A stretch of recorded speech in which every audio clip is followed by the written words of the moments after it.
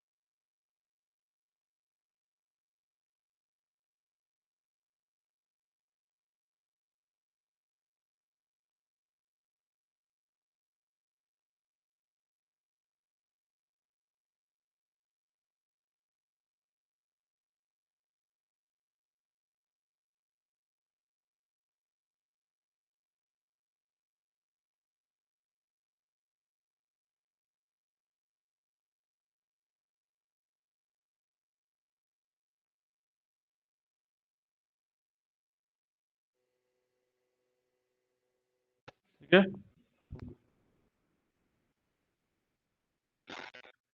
जल्दी से fast connect हो जाइए। हाँ, सुजीत, वेरी गुड। तो लास्ट टॉपिक था बेटा अपना एचआरबी। जल्दी से आइए फास्ट। लेट कैसे हो गए आज? लेट कैसे हो गए आप?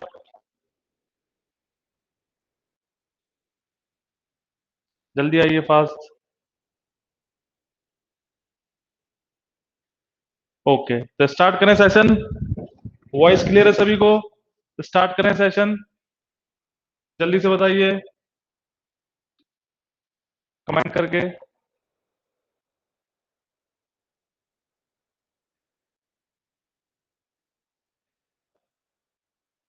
सुजीत, श्रेया, श्रेयांश, वॉइस आ रही है सभी को?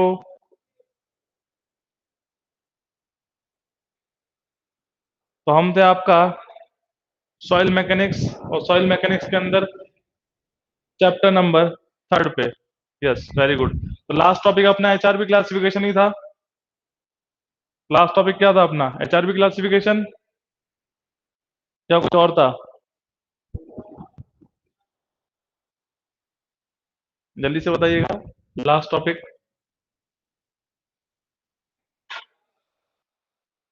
कमेंट बॉक्स में कमेंट करिएगा, लास्ट टॉपिक कौन सा था आपका?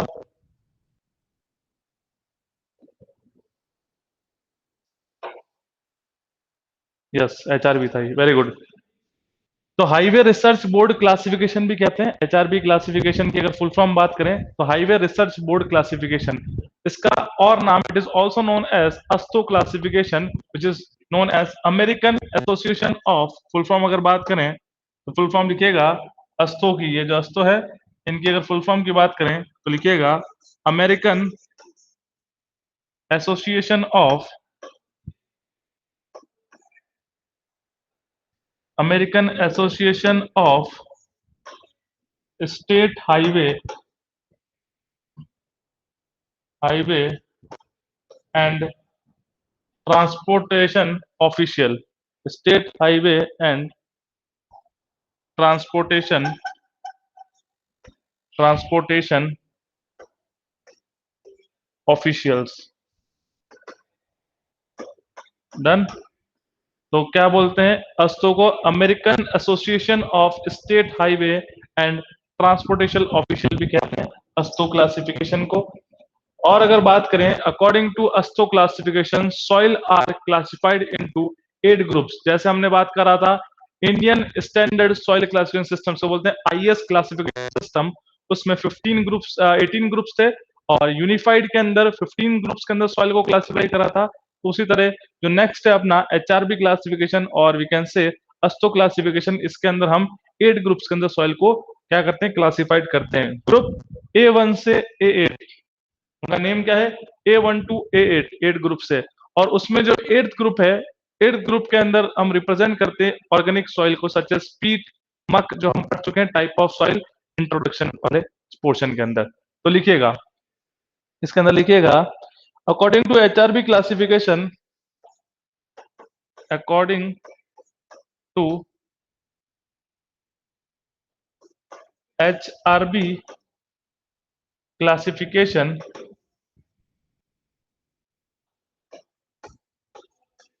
soil is classified into 8 groups. 8 groups के अंदर क्लासिफाई करते हैं, A1 to A8, A1 to A8, 8 groups में क्लासिफाई करते हैं हम सॉइल को, और वो क्या है? A1 टू A8 ग्रुप है। अगर और बात करें एचआरबी क्लासिफिकेशन या अस्तो क्लासिफिकेशन की, तो एचआरबी और अस्तो क्लासिफिकेशन के अंदर it is based on particle size and plasticity characteristic, इस पर बेस्ड होता है। तो नेक्स्ट पॉइंट लिखेंगे, आप जल्दी से डन करिएगा, नोट करके डन करिएगा।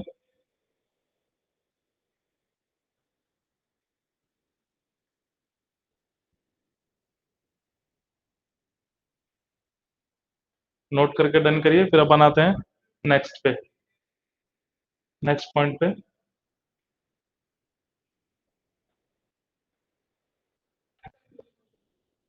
कोई डाउट है तो पूछिएगा। Done, very good. अब देखिए नेक्स्ट पॉइंट ये है आपका कि ये जो एचआरबी क्लासिफिकेशन है इट इज बेस्ड ऑन, तो लिखिएगा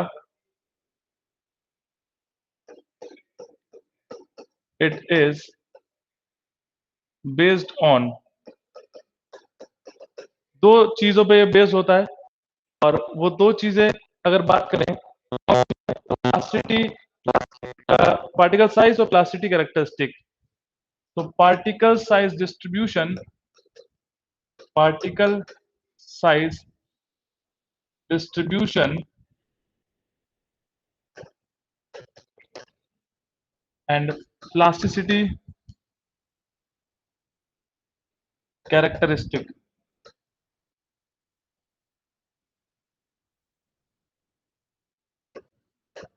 particle size distribution and plasticity characteristics पे बेस्ड होता है आपका कौन सा क्लासिफिकेशन, एचआरपी क्लासिफिकेशन या अस्तो क्लासिफिकेशन। तो ये आपको 1 मार्क्स के अंदर ऑब्जेक्टिव में पूछ सकता है। It is based on plastic particle size distribution and plasticity characteristics. In group A8, अब बात करते हैं इन ग्रुप A8 जो ग्रुप है, in group A8 organic soil is represented. Group A8 के अंदर ऑर्गेनिक सॉइल होती है, अगर बात करें सच एज पीट, मक, क्यूमुलस एक्सेट्रा। तो इन ग्रुप A8 अगर ग्रुप है तो A8 ग्रुप के अंदर ऑर्गेनिक सॉइल होती है। 1 से लेके 8 तक ग्रुप किसके लिए, organic. Next, as the value of group index increases,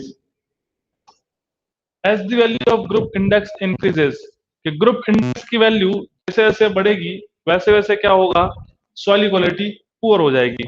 as the value of group index increases the quality of soil decreases, the quality of soil decreases. Group index की value बढ़ेगी तो सॉइल क्वालिटी क्या होगी sir, decrease होगी। तो group index क्या होता है वो आप देखेंगे, इतना नोट करके डन करिएगा, सभी नोट करके डन करिएगा। फिर स्टार्ट करेंगे अपन नेक्स्ट पॉइंट।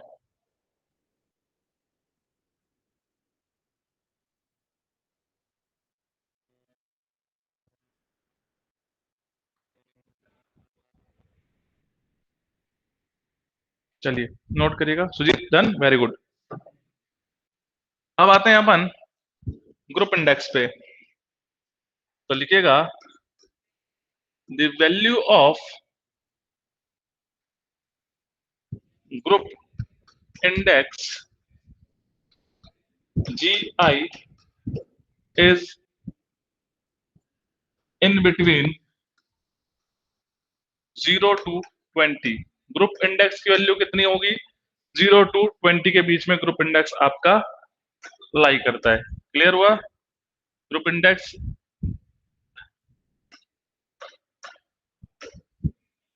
0 to 20।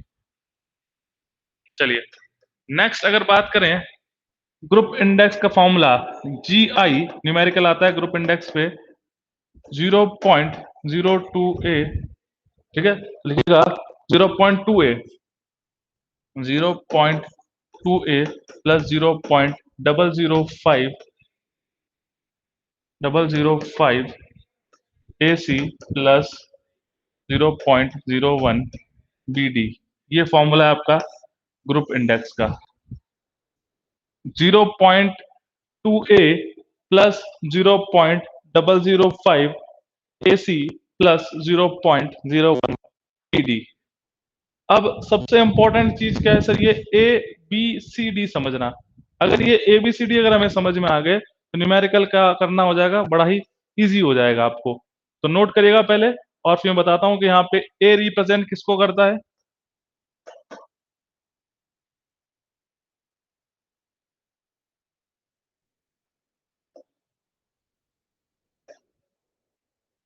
ठीक है, क्लियर हुआ। चलिए, अब हम आते हैं ए पे। ए का मतलब होता है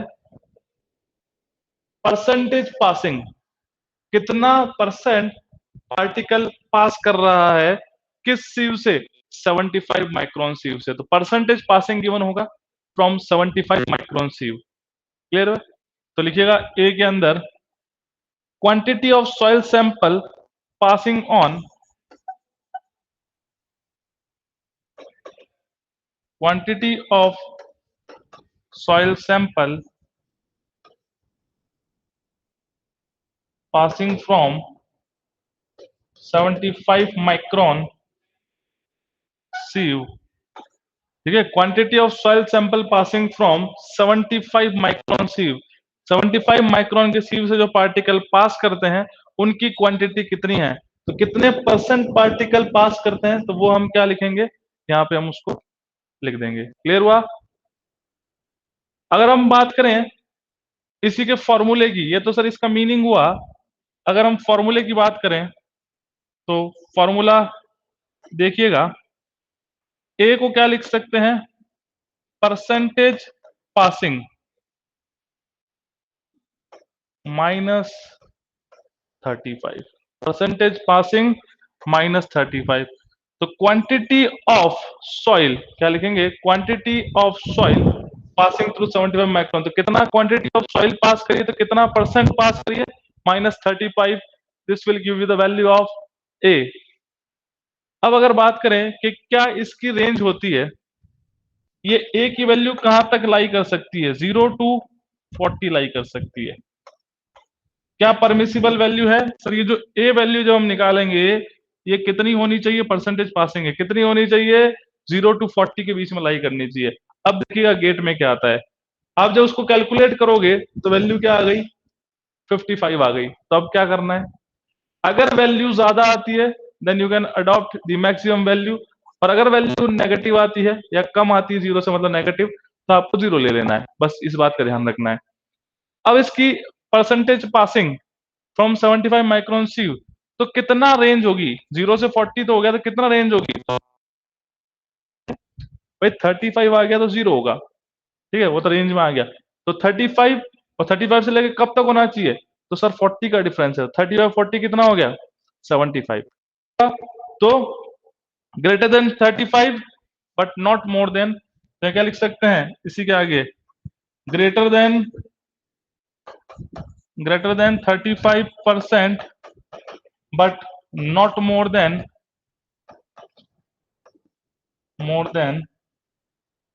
75%। ये किसकी बात हो रही है, परसेंटेज पासिंग की हो रही है, कि कितना परसेंट, मिनिमम 35% पास करना चाहिए और मैक्सिमम 75% ज्यादा पास नहीं होना चाहिए। अगर हो गया तो, अरे यहाँ पे पुट करके देखो, 75 पुट किया, माइनस 35 किया तो 40 आ गया। अगर आपने 80 पुट कर दिया तो क्या हो गया, 45 हो गया, तो रेंज से बाहर चला गया ना। तो अगर सर अगर रेंज से बाहर आता है तो मैक्सिमम वैल्यू का अडॉप्ट कर लेना है, कितना भी आ जाए, 50 आ जाए, 65 आ जाए, 75 आ जाए, कितना लेना, 40 ले लेना है। क्लियर हुआ।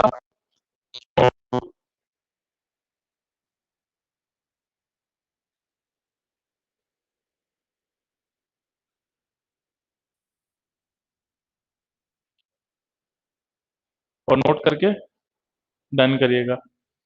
तो ए जो है परसेंटेज पासिंग माइनस 35, तो न्यूमेरिकल सॉल्व करने के लिए ये फॉर्मूला, परसेंटेज पासिंग माइनस 35 और रेंज इसकी 0 टू 40। ऐसे ही अभी तो बी है, सी भी है, बी है,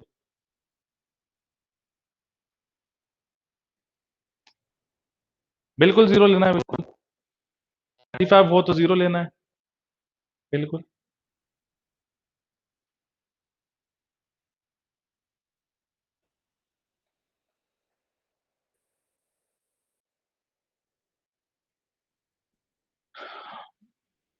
बताइए, हुआ नोट।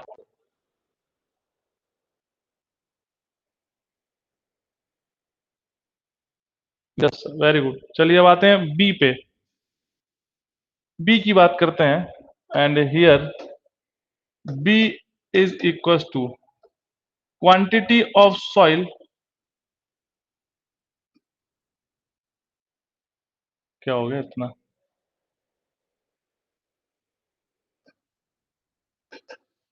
ठीक है, लिखिएगा quantity of soil passing through 75 micron sieve. Again वही quantity of soil passing through 75 micron सीव।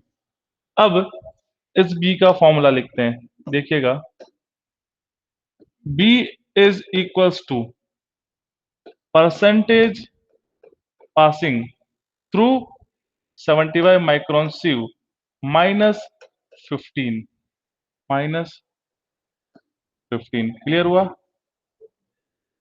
Clear हुआ? तो परसेंटेज पासिंग माइनस 15, इसकी वैल्यू जो होती है, इसकी रेंज जो होती है, it is again 0 to 40, 0 to 40। तो यहाँ पे हम क्या लिख सकते हैं, यहाँ पे हम क्या लिख सकते हैं, यहाँ पे हम लिख सकते हैं कि sir quantity of soil passing through 75 micron sieve is greater than कितना होगा, 15। 15 होगा तो जीरो आ जाएगा, तो greater than 15 but not more then 40 add कर लो 55। यहाँ पे हम इसके साथ में क्या लिख सकते हैं, देखिएगा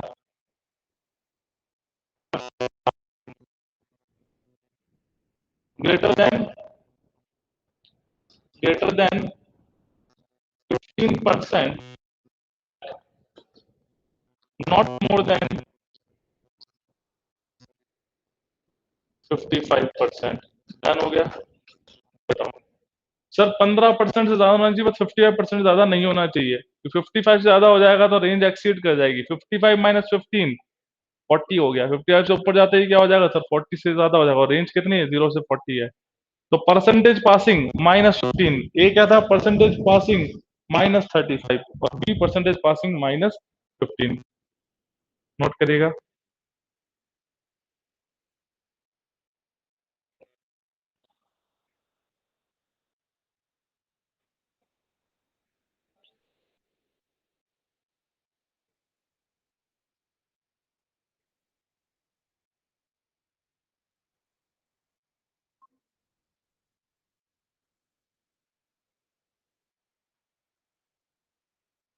नोट करिएगा।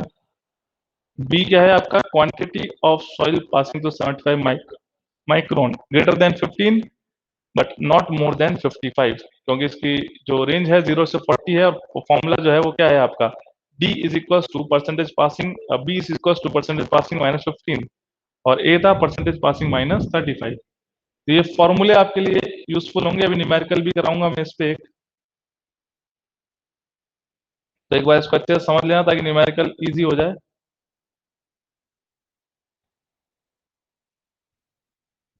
फिर आएंगे अपन सी पे,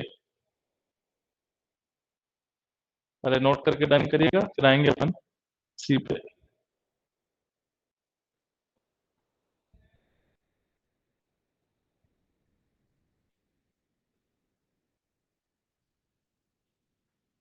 चलिए आते हैं अपन सी पे। सी की अगर बात करें, C is the liquid limit, liquid limit, liquid limit of soil sample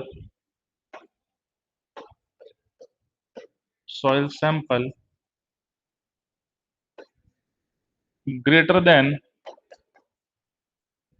40% but not more than 60, more than 60%। तो ये जो परसेंटेज हमने क्या बोला, सी क्या है, liquid limit of the soil sample. तो फॉर्मूला लिखें, C is equals to, formula लिखिएगा, C is equal to liquid limit minus 40। ये होता है फॉर्मूला सी का, liquid limit minus 40। C will represent the liquid limit of soil sample, liquid limit of the soil sample को show करता है सी, और इसकी वैल्यू 40 से ज्यादा होनी चाहिए बट नॉट मोर देन 60, मतलब कितनी हो गई directly we can say the range of C is equal to 0 to 20, तो 0 टू 20 होनी चाहिए। तो अपने आप ही क्या हो गया सर, 40 से ज्यादा और 60 से ज्यादा नहीं होनी चाहिए, 40 से ज्यादा और 60 से ज्यादा नहीं होनी चाहिए, तो greater than 40 but not more than 60। Clear? इसी तरह से लास्ट देख लेते हैं यहाँ पे,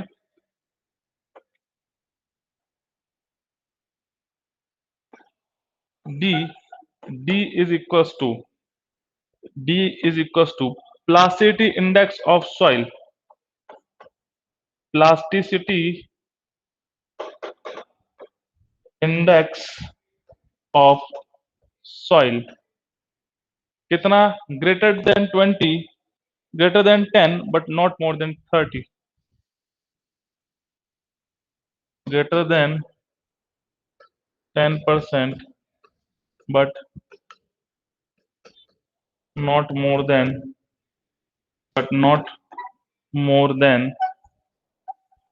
how much, 30%।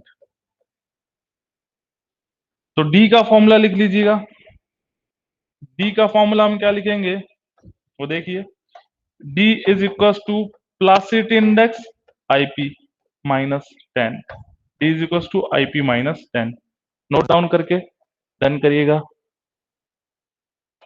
Plasticity index minus 10। तो इसकी लिमिट कितनी हो गई, again sir D is equal to 0 to 20, तो greater than 20, greater than 10 but not more than 30, तो 0 से 20 लिमिट हो गई।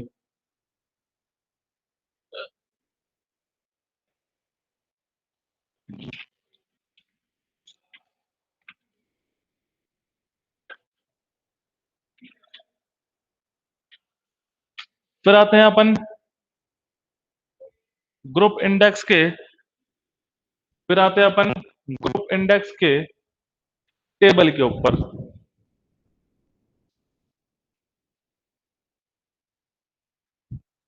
नोट करके डन करोगे तो फिर आएंगे ग्रुप इंडेक्स के टेबल पे।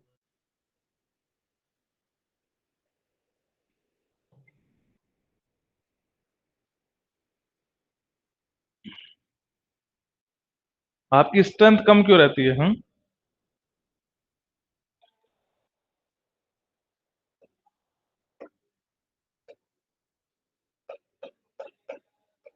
ग्रुप इंडेक्स की टेबल के ऊपर 0 to 1, 0 to 1, 2 to 4, 5 to 9, 10 to 20।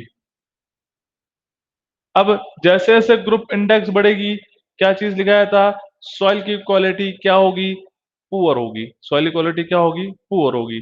तो 0 to 1 अगर बात करें तो good, good, fair, poor and the last one is very poor. Good, fair, poor and very poor, क्या चीज है ये, quality of soil, quality of soil. Group index versus,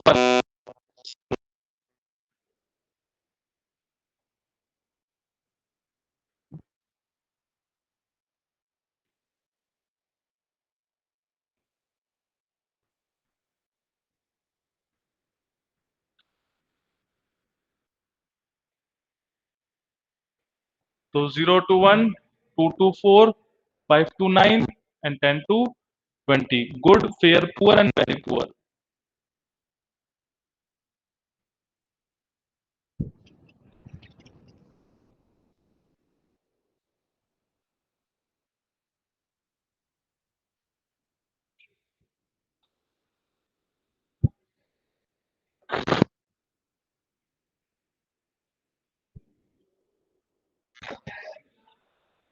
हो गया नोट, बताइएगा। फिर आएंगे अपन नेक्स्ट एक क्वेश्चन पे।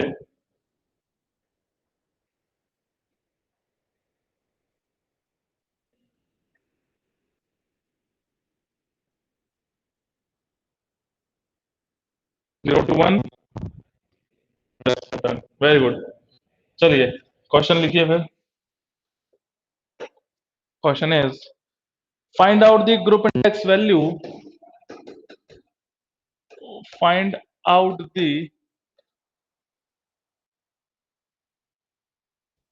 group index value of a soil sample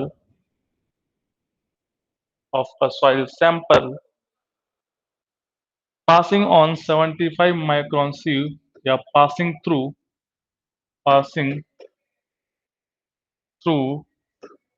75 micron sieve is 50%, is 50%. Next, liquid limit and plasticity of a soil sample. Liquid limit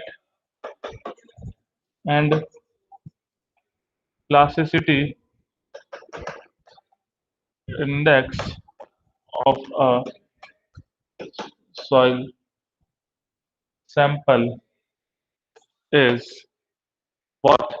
40%, 40, 40% and 15%, 40% and 15%। तो बताइएगा क्या वैल्यू निकल के आएगी आपके ग्रुप इंडेक्स की।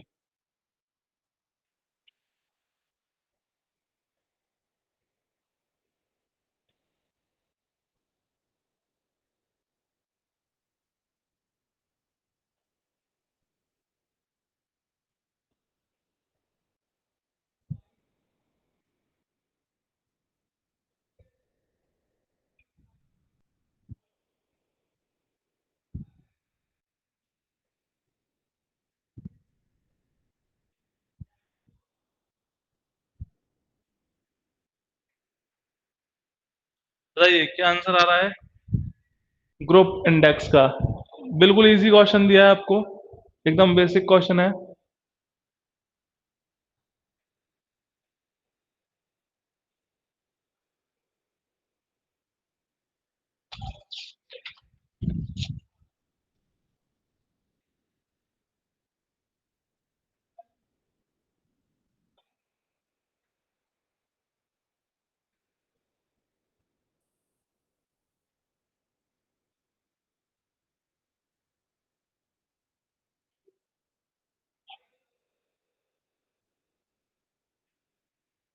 थ्री आ रहा है सुजीत, थ्री तो नहीं आ रहा, थ्री तो नहीं आ रहा। बाकी स्टूडेंट्स, स्नेहल, श्रेया, सॉल्व कर रहे हो?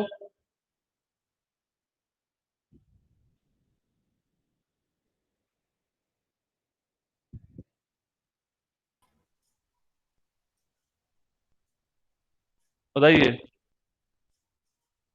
बाकी स्टूडेंट्स क्या वैल्यू आ रही है?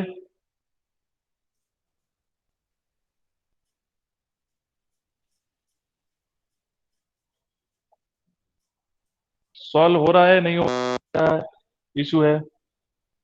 सॉल्व हो भी रहा है या नहीं हो रहा?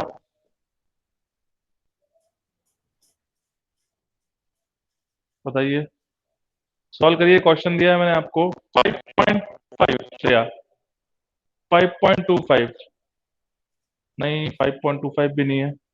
और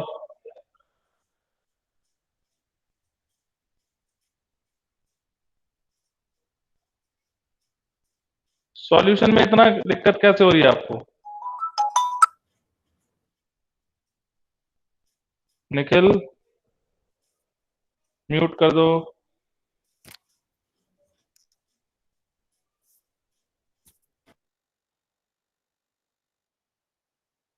चलिए आते हैं अपन। 5.25 भी नहीं आ रहा है। पूरा फॉर्मूला लिखाने के बाद भी आपको इतना दिक्कत हो रहा है। देखिए सॉल्यूशन की अगर बात की जाए, सबसे पहले ए क्या होता है? परसेंटेज पासिंग -35, बी होता है परसेंटेज पासिंग -15। क्लियर हुआ? सुजीत 20.5, अरे यार गजब हो गया। चलिए, सी इज दी लिक्विड लिमिट -40 और डी प्लासिटी इंडेक्स -10। बस इसमें वैल्यू रखना है और आपको सॉल्व करना है? इसमें वैल्यू रखना है और आपको सॉल्व करना है। देखिए परसेंटेज पासिंग कितना है, 50%। परसेंटेज पासिंग कितना है, 50%। तो 50 माइनस 35 और इधर 50 माइनस 15, ठीक है। 50, हाँ 4.75 अब आया श्रेया। तो ये दो बार में कैसा आया, और सुजीत आपका तो दो बार में भी नहीं आया, क्या दिक्कत हो गई? तो 35 और 50 कितना बच गया आपका, 15 हो गया ना, और ये कितना हो गया, 35 हो गया। ठीक है, ये याद आ सभी का, या इसमें कोई दिक्कत है? प्लस माइनस में लिक्विड लिमिट 40, तो 40 माइनस 40, तो सर ये तो 0 हो गया, और classic index -10 is equal to 5 हो गया। तो फॉर्मूले में पुट कर दो। फॉर्मूला आप सभी को पता है, फॉर्मूला क्या है अपना? फॉर्मूला है group index is equal to 0.8 plus 0.001 PD. इसमें पुट करो, group index is equal to 0.2, ए कितना है 15, 0.00 ए सी, तो 15 इंटू सी, सी कितना है 0 प्लस 0.01 बी डी, बी कितना है 30 और डी कितना है 5। बस ये टर्म तो पूरी जीरो हो गई, जीरो से मल्टीप्लाई गया, टर्म जीरो हो गई। तो सॉल्व किसको करना है आपको, केवल इसको करना है।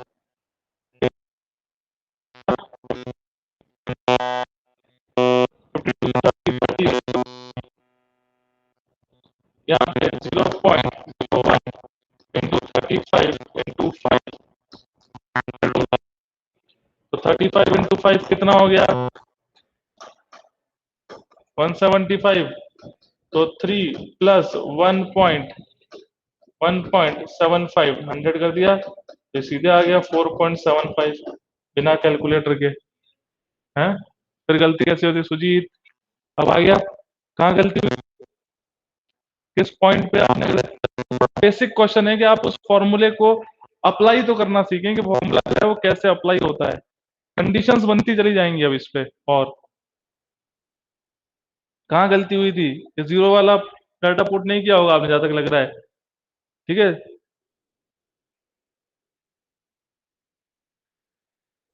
यहीं पे इशू हुआ होगा आपको। हाँ, 0.001 की जगह 0.1 ले लिया था। ओके ओके, 0.001 है वो, 0.01 है वो। ठीक है, 0.01, तो 0.2 ए प्लस 0.005 AC प्लस 0.01 BD, ये फॉर्मूला है आपका ग्रुप इंडेक्स का। इस फॉर्मूले के थ्रू आपको क्या कैलकुलेट करना होता है, ग्रुप इंडेक्स। डन। कोई डाउट है तो बताइए, कोई इश्यू है तो बताइए, फिर अपन आएंगे नेक्स्ट पे।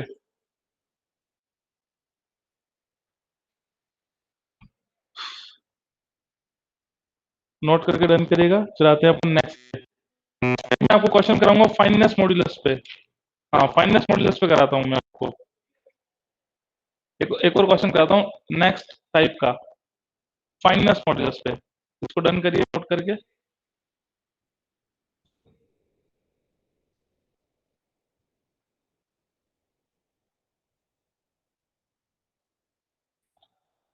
Done, very good.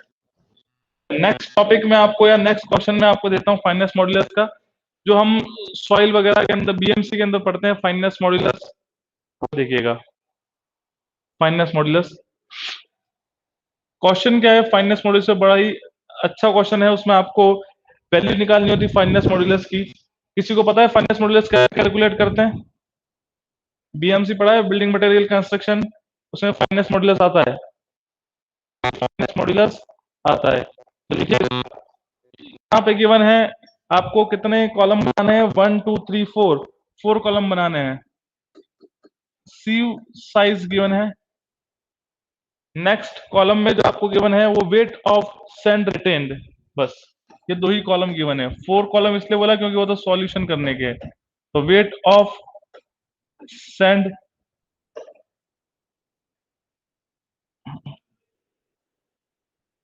Sand retained. अब देखिएगा सीव साइज आपको गिवन है, कौन कौन सी सीव है। First one is the 10 mm, 10 mm sieve. Second, 4.75 mm sieve. Next, 2.36 mm sieve. Next is 1.18 mm sieve. Next is 600 micron. Next is 300 micron. Next is 150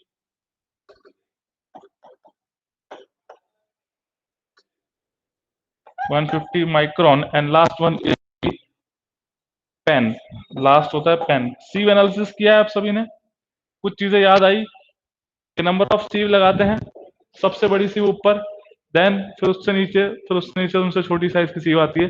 तो 10 के बाद में 4.75, 2.36, 1.18, फिर 600, 300, 150, 75 या जगह अपन ने पेन लगा दिया। तो एक सीव साइज आपको गिवन थी, इन सीव्स का आपने यूज करके सीव एनालिसिस किया।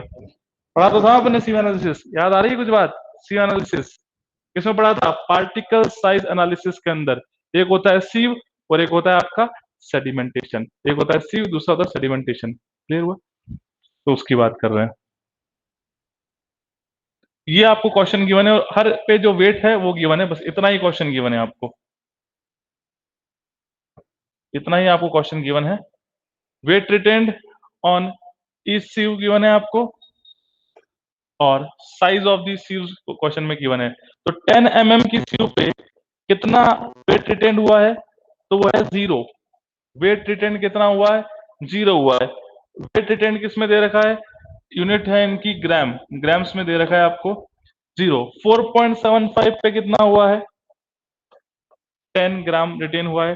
2.36 पे हो गया है 50, अगेन 1.18 पे हो गया है 50 ग्राम, 600 माइक्रोन पे हो गया है 95, 300 पे 175, और फिर 150 पे आपका हो गया है 85, और लास्ट में पेन में हो गया 35। पेन क्या होता है, लास्ट वो सीव नहीं बोल सकते, लास्ट वो एक एम्प्टी पेन होता है, एक ढक्कन सा होता है जिसके अंदर लास्ट में जितना भी पाउडर होता है, या फिर पाउडर ना बोल के इस 120 150 माइक्रोन से छोटे पार्टिकल वो सारे के सारे पेन में रिटर्न हो जाते हैं लास्ट में।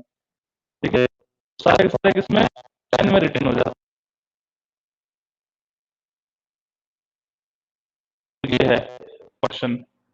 क्या कैलकुलेट करना है यहाँ पे आपको कैलकुलेट करना है फाइनेस मॉड्यूलस। तो बताइए कैसे कैलकुलेट करोगे, क्या आंसर आएगा। आता है फाइनेस मॉड्यूलस निकालना। साइज ऑफ सीव गिवन है, weight retained on each sieve given है, and you can calculate value of fineness modulus. बताइए आता है या नहीं आता, अगर आता है तो सॉल्व करिए, और नहीं आता तो बताइए, फिर मैं बताता हूँ कैसे सॉल्व करते हैं।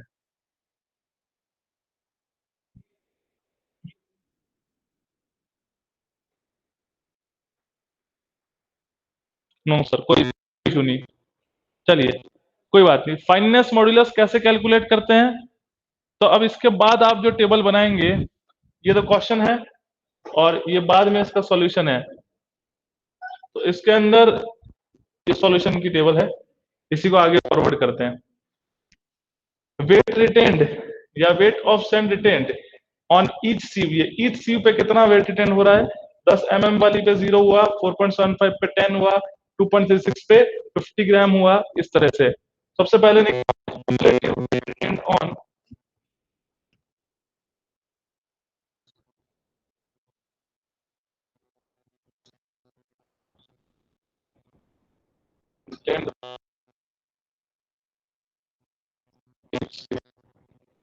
Cumulative weight retained on each sieve. Cumulative weight retained, cumulative का मतलब क्या होता है, ऐड ऑन करते जाना है। जैसे जीरो पे कितना वेट रिटेन हुआ, क्यूमुलेटिव वेट सब जीरो हुआ। 0 प्लस 10 क्यूमुलेटिव यही होता है, 10 हुआ, ठीक है। 0 प्लस 10, 10 प्लस 50 60 हुआ, 60 प्लस 50 110 हुआ। इसको बोलते हैं क्यूमुलेटिव वेट रिटेन। आ गई बात क्लियर, करते चलो। 110 प्लस 95 तो 205, 205 प्लस 75 175, 0 7 370, ये आ रहा है 380, 380 होगा, 380 प्लस 85 465, यही आ रहा है, चेक कर लीजिएगा। और लास्ट 465 प्लस 35 तो 500, ये लीजिए, लिखिए cumulative weight retain 0 10 60 110 205 80 465 and cumulative क्या है, क्यूमुलेटिव मतलब ऐड करते जाना है, A plus B, next A plus B plus C, next A plus B plus C plus D, next A plus B plus C plus D plus E. इस तरह से बोलते हैं cumulative weight retain. Zero, zero हो गया, 0 plus 10 10, 10 plus 50 60, 60 plus 50 110, 110 plus 95 205, 205 plus 175 380, 380 plus 85 465, 465 plus 35 ये 500। यहाँ तक क्लियर सभी को। अब क्या निकालना होता है, परसेंटेज, ठीक है। ये तो वेट रिटेन हुआ, आपने को निकालना था cumulative percentage weight retain on each sieve. अब नेक्स्ट है cumulative, cumulative percentage weight retained on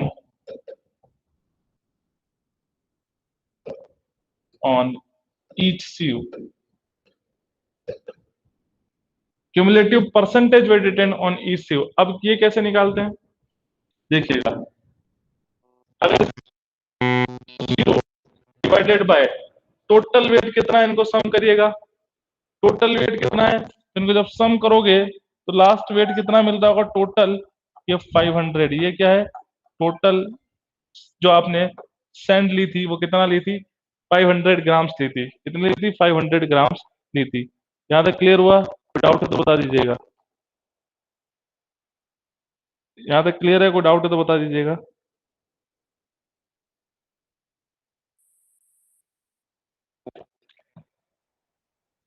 इनको जब सम करोगे तो 500 आएगा।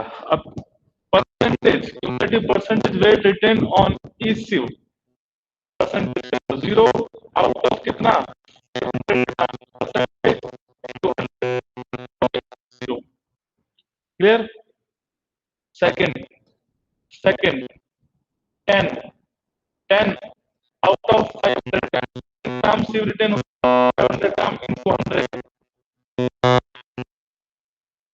यही चल रहा है, यही आ रहा है सभी का, चेक कर लीजिएगा।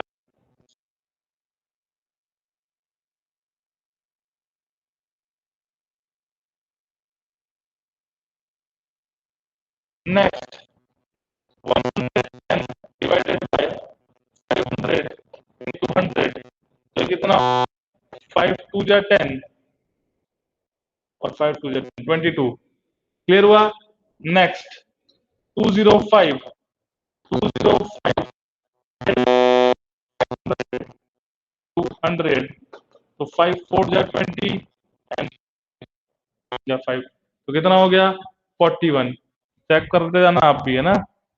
380 डिवाइडेड बाय 500 into 100 तो कितना हो गया 5, 5 7 जा 35, 76, 76 आ रहा है सभी का। नेक्स्ट देखिएगा,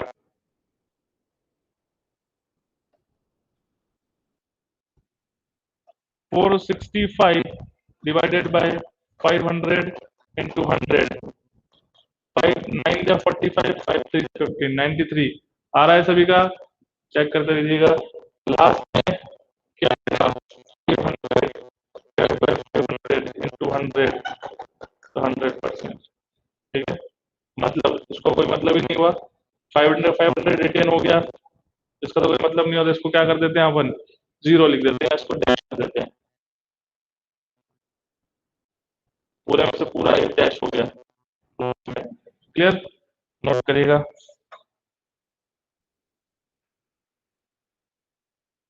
नोट करिएगा।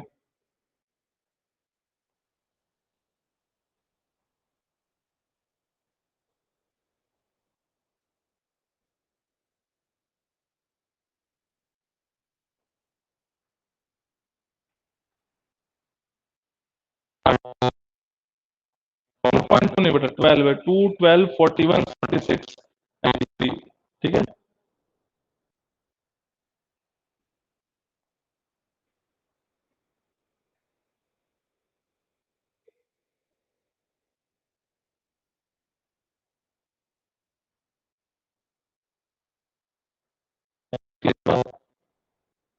फाइव हंड्रेड क्या है, ये अगर कोई इसको दिक्कत है तो 500 टोटल ग्राम ऑफ सॉइल जो है, टोटल कितनी 500 ग्राम्स ऑफ सॉइल है, इसलिए 500 है।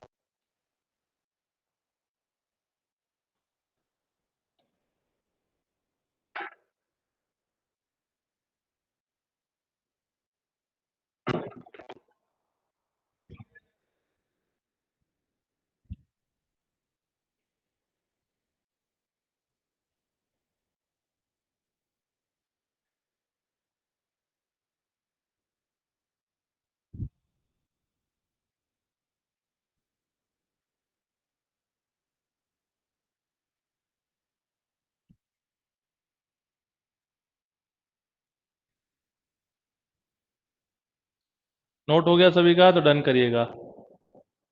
अब फाइननेस मॉडुलस कैसे निकालते हैं, तो वो होता है आपका total cumulative percentage weight retain divided by 100। क्या करते हैं, total percentage cumulative weight retained divided by 100। Factor क्या मानते हैं उसका, 100 से डिवाइड कर देते हैं, जो भी वैल्यू निकल के आएगी it is known as fineness modulus, वो फाइननेस मॉडुलस होगा। यहां तक नोट करके डन करिएगा।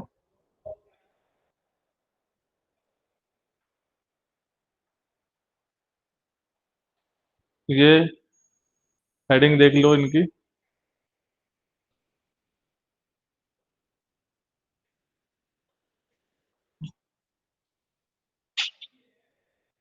ये फाइननेस मॉडुलस, नोट करके डन करिएगा। फाइननेस मॉडुलस कैसे निकालेंगे, इन सभी का क्यूमुलेटिव वेट रिटेन और ईसीयू का सम करते हैं, डिवाइड बाय 100 फैक्टर से डिवाइड करते हैं, जो भी आंसर होगा फाइननेस मॉडुलस, फिर टेबल बनाएंगे कोर्स सैंड, मीडियम सैंड और फाइन सैंड की। 2.2 से कितना होती है, 2.6, 2.6 से 2.9, 2.9 से 3.2, जल्दी बताइए।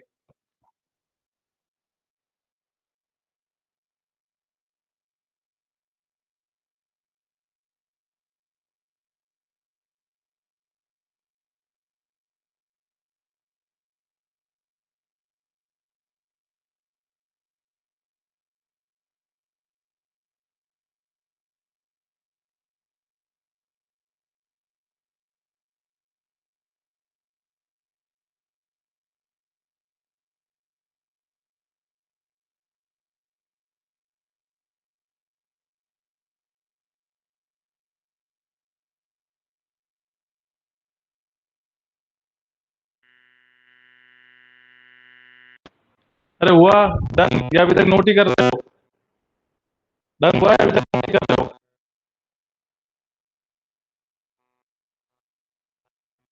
डन।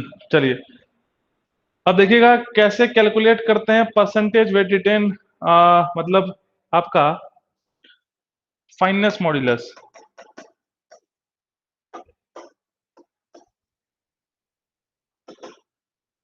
इन सब का समेशन कर लीजिएगा, तो लास्ट में क्या आ जाएगा, 246 आ रहा होगा। समेशन करिए, 2 12 22 41 76 और 93 का, तो 246 आ रहा होगा। तो क्या करना है, इस 246 जो भी परसेंटेज क्यूमुलेटिव वेट रिटेन होगा उसको डिवाइड कर देंगे 100 से, फैक्टर हमेशा 100 रहेगा, 2.46, ये क्या आ गया, fineness modulus, this is called fineness modulus. हो गया फाइननेस मॉड्यूलस, करिए नोट।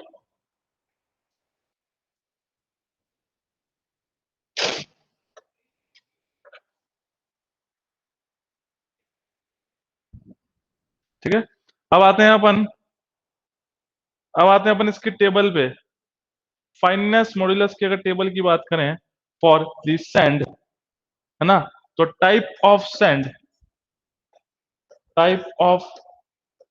सैंड और उसकी वैल्यू फाइननेस मॉड्यूलस की।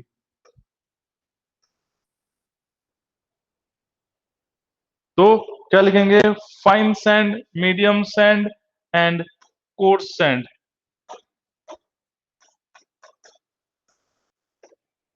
फाइन सैंड,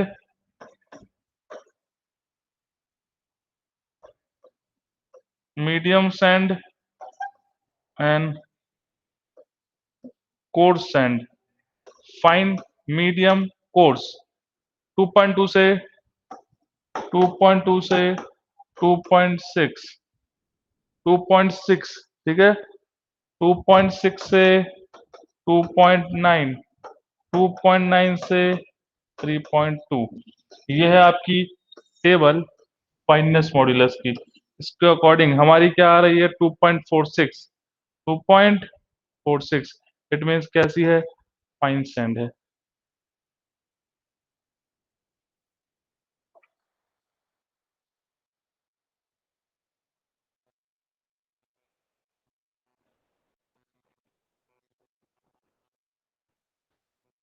चलिए, ये हो गया अपना एक और चैप्टर। अब बनाते हैं नेक्स्ट चैप्टर पे, soil structure and clay minerals के ऊपर, नोट करिएगा।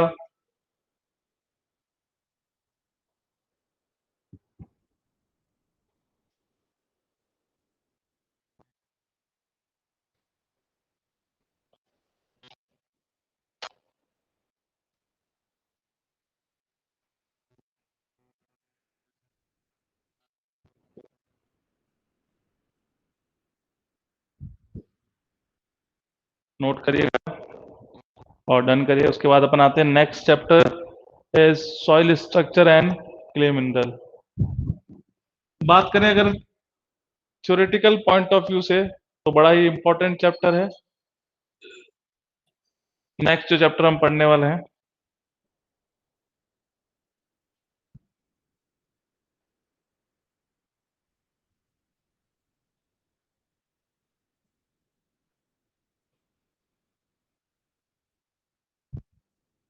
तो सबका सम करना है आपको, percentage cumulative weight retained on each sieve, उनका सम करना है, और सम करके डिवाइड बाय 100, फैक्टर हमेशा 100 रहेगा, तो फाइननेस मॉडुलस की वैल्यू आएगी। अगर सैंड की बात करें तो 2.2 से 2.6, 2.6 से 2.9, 2.9 से 3.2, ये होती है फाइननेस मॉडुलस की वैल्यूज। तो इनको थोड़ा देख लीजिएगा अगर पूछता है कि किस टाइप ऑफ सॉइल है।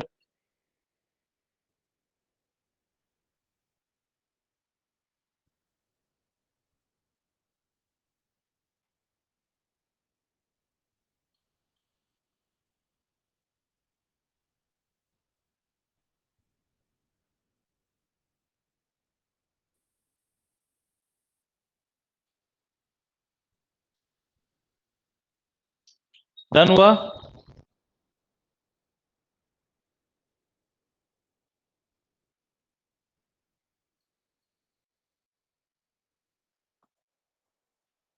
डन होते ही कमेंट करिएगा, लोगों को डाउट है तो भी बताइएगा।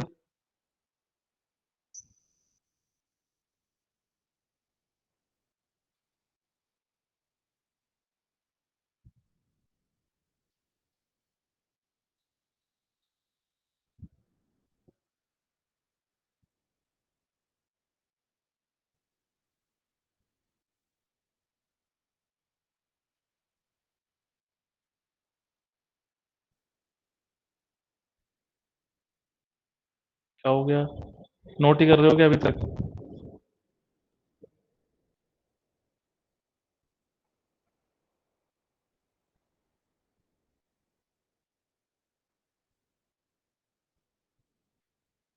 चलिए, अब आते हैं अपन नेक्स्ट चैनल अपने नेक्स्ट चैप्टर पे। नेक्स्ट अगर चैप्टर की बात करें तो नेक्स्ट है आपका यूनिट नंबर 4। यूनिट नंबर 4 है आपका soil structure, soil structure and and clay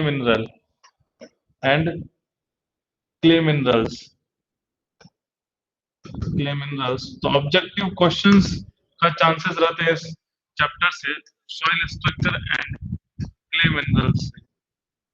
ठीक है। हम्म। तो यहाँ पे देखिएगा, सॉइल स्ट्रक्चर, सॉइल स्ट्रक्चर क्या होता है? जो भी ग्रेन का अरेंजमेंट होता है, जो भी सॉइल पार्टिकल के बीच में जो ग्रेन्स का अरेंजमेंट होता है, इस arrangement will known as the soil structure. किस तरह से वो ग्रेन आपस में अरेंज है, इन्हें सॉइल स्ट्रक्चर कहते हैं। और अगर सॉइल स्ट्रक्चर की बात की जाए तो soil structure is mainly depend upon the water content. किस पर डिपेंड करता है? Water content and forces responsible for the structure, for the formation of structure। तो वाटर कंटेंट और स्ट्रक्चर, सो फोर्सेस पर डिपेंड करता है आपका सॉइल स्ट्रक्चर। अगर हम बात करें फोर्सेस की, तो सर कौन कौन से फोर्सेस रेस्पॉन्सिबल होते हैं? तो एक तो होता है ग्रेविटी फोर्स और दूसरा होता है सरफेस इलेक्ट्रिक चार्ज। तो ग्रेविटी फोर्स है और एक सरफेस इलेक्ट्रिक चार्ज है। तो ग्रेविटी फोर्स रेस्पॉन्सिबल होता है for course grain soil, it is basically responsible for the coarse grain soil, and surface electric charge is responsible for the fine grain soil। अभी जो surface electric charge होता है, it is also of two type. The first one is the attractive and another one is the repulsive. एक तो होता है attractive, होता है रिपल्सिव। अट्रैक्टिव और रिपल्सिव क्लियर हुआ। अब आते हैं सॉइल स्ट्रक्चर। अगर आपने सुने हैं तो कौन सा होता है? Single grain structure, honeycomb structure, flocculent and dispersed structure। These are the soil structures which is generally asked in examination। Clear हुआ। तो आते हैं अपन आपके फर्स्ट टॉपिक पे इसका, और इसमें लिखिएगा soil structure is mainly depends on, soil structure is mainly depends on the depends on their arrangement, on their arrangement on their arrangement of particles, arrangement of particles. किस पे डिपेंड करते हैं? किस तरह से पार्टिकल अरेंज है। तो soil structure is mainly depends upon the arrangement of particle, how the particles are arrange together with. ठीक है, तो किस तरह से वो अरेंज हो रखे हैं एक दूसरे से, उस पर वो डिपेंड करता है। सेकंड, ये जो अरेंजमेंट है, this arrangement of particle will depends upon the two factors। The first one is the water content and the next one or the another one is the forces। तो लिखिएगा next इसके अंदर लिखिएगा arrangement of soil particles are, arrangement of soil particles are also depends upon the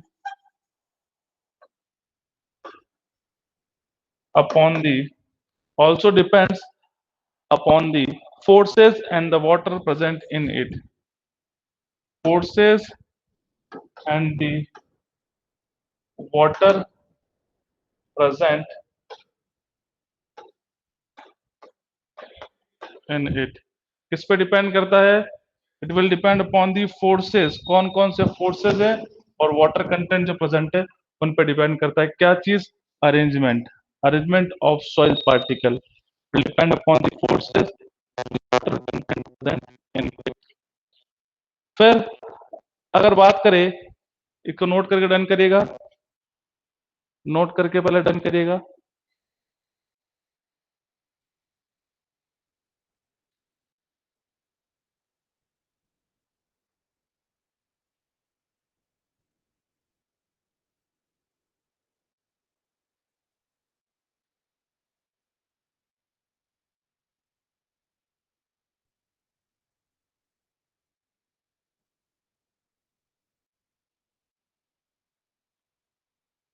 note करके done करिएगा।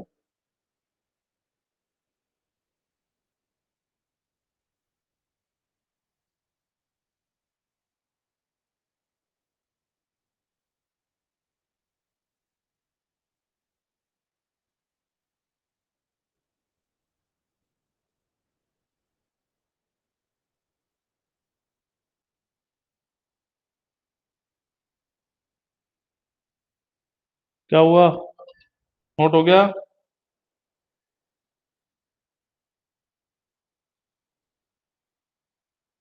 कि नहीं हुआ?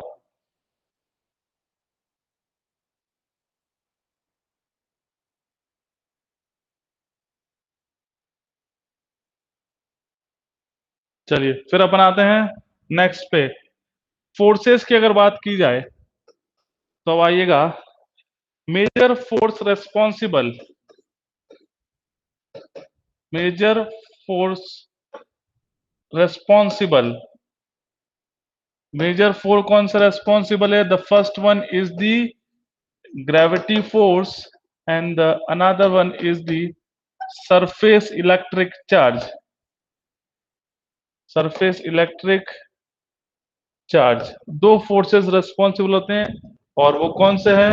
The first one is the gravity force and the another one is the surface electric charge. अगर बात करें gravity force, तो gravity force it is basically या mainly responsible in coarse grain soil. किसमें देखने को मिलता है? तो लिखिएगा, it is major responsible in, it is major responsible in coarse grain soil. किसमें रेस्पॉन्सिबल है? मेजर कोर्स ग्रेन सॉइल पे। एंड सरफेस इलेक्ट्रिक चार्ज की अगर बात करें तो लिखिएगा, it is generally found in, it is generally found in fine grain soil.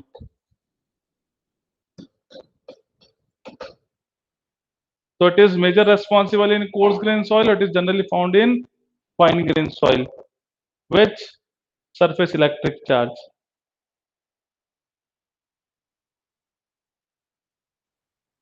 फिर आते हैं सरफेस इलेक्ट्रिक चार्ज जो होता है, it is also of two type. तो नेक्स्ट है surface electric charge is also of two types. The first one is the attractive and another one is the repulsive. The first one is the, लिखिएगा, attractive force। surface electric charge भी किस तरह से? attractive, attract force and repulsive force। तो note करिएगा कि surface electric charge जो होगा वो होता है, एक तो कैसा होता है? अट्रैक्टिव फोर्स होता है और another one is the repulsive force. एक अट्रैक्टिव और दूसरा रिपल्सिव, नोट करिएगा। नेक्स्ट अगर बात की जाए सॉइल स्ट्रक्चर की, तो soil structure are first one, second one and the third one. The first one is single grain structure, single grain structure। First one कौन सा है? सिंगल ग्रेन स्ट्रक्चर है। नेक्स्ट अगर बात करें honeycomb, honeycomb structure. The third one is the flocculent, flocculent and dispersed structure, structure. तो soil का जो अरेंजमेंट है ये बेसिकली उस पर डिपेंड करता है स्ट्रक्चर, और अरेंजमेंट जो होता है वो डिपेंड करता है फोर्सेस पे। और फोर्सेस कौन से होते हैं? दो तरह के होते हैं, एक तो होता है ग्रेविटी फोर्स होता है और एक होता है आपका surface electric charge. Gravity force जो है मेजर रेस्पॉन्सिबल किसके अंदर होता है? Gravity force is major responsible in case of coarse grain soil, and surface electric charge is measured responsible in case of fine grain soil. And the surface electric charge is also of two type. The first one is the attractive and another one is the repulsive. एक होता है attractive और एक होता है आपका repulsive. फिर अगर बात करें अपने स्ट्रक्चर की, तो soil structure are of first single grain structure, second honeycomb structure, and third one is flocculent and dispersed structure. तो अब देखते हैं कि स्ट्रक्चर को इसको नोट करके डन करेगा.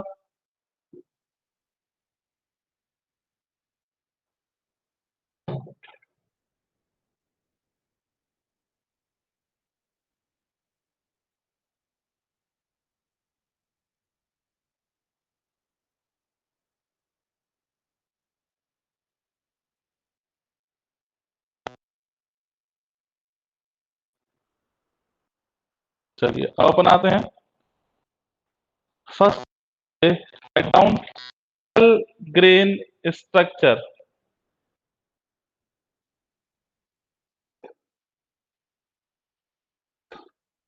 The first one is single grain structure. Single grain structure की अगर बात की जाए तो ये कोर्स ग्रेन सॉइल में देखा जाता है. और ये जो सिंगल ग्रेन स्ट्रक्चर है ये कब या किस साइज ऑफ द पार्टिकल में देखने को मिलेगा? If the particle having size greater than 0.02 mm. 0.02 mm से बड़े पार्टिकल में हमें कौन सा स्ट्रक्चर दिखेगा? सिंगल ग्रेन स्ट्रक्चर आपको देखने को मिलेगा. क्लियर हुआ? एग्जाम्पल क्या हो गया? Sand and gravels are the example of single grain structure. And the major force which is responsible for the formation of single grain structure is the major force is gravity force. ठीक है, ये सब points हमें यहाँ पे note करने हैं.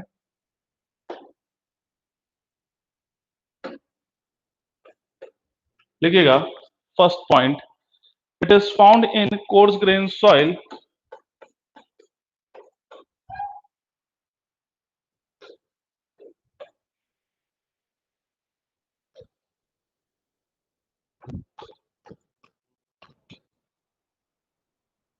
having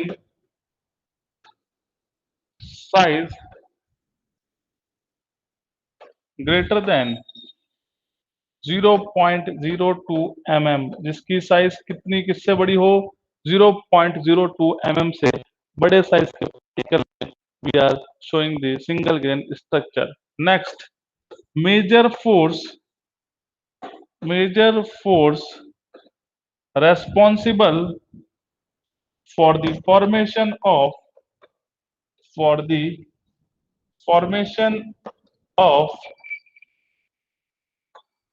single grain structure is gravity force. Done है. मेजर फोर्स कौन सा होगा? Gravity force. साइज होगी ग्रेटर देन 0.02 mm. किसमें दिखेंगे? कोर्स ग्रेन सॉइल में देखने को मिलेगा. It is found course grain soil. Clear हुआ? नोट करेगा.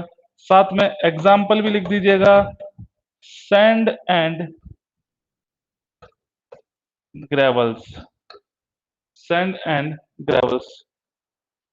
नोट करके डन करिएगा. फिर अपन आते हैं इसके डायग्राम पे.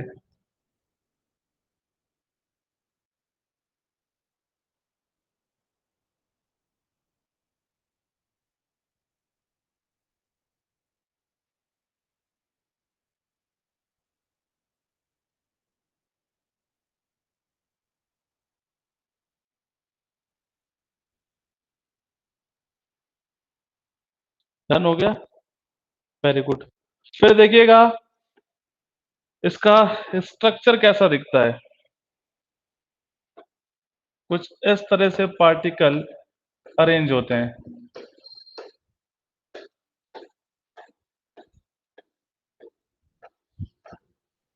कुछ इस तरह से पार्टिकल क्या होते हैं? अरेंज होते हैं.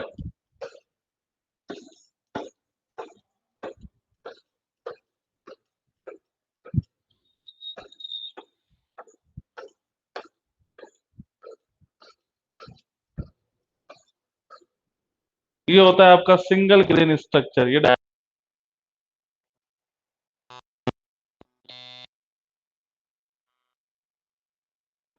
चाहो तो नीचे लिख लो,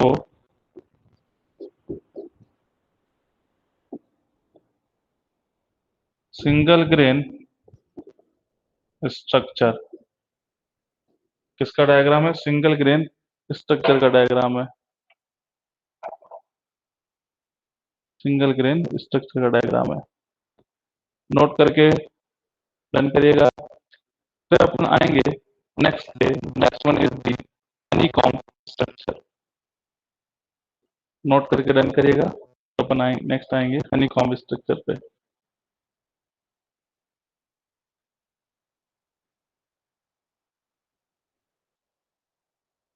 very good. Next is honeycomb structure.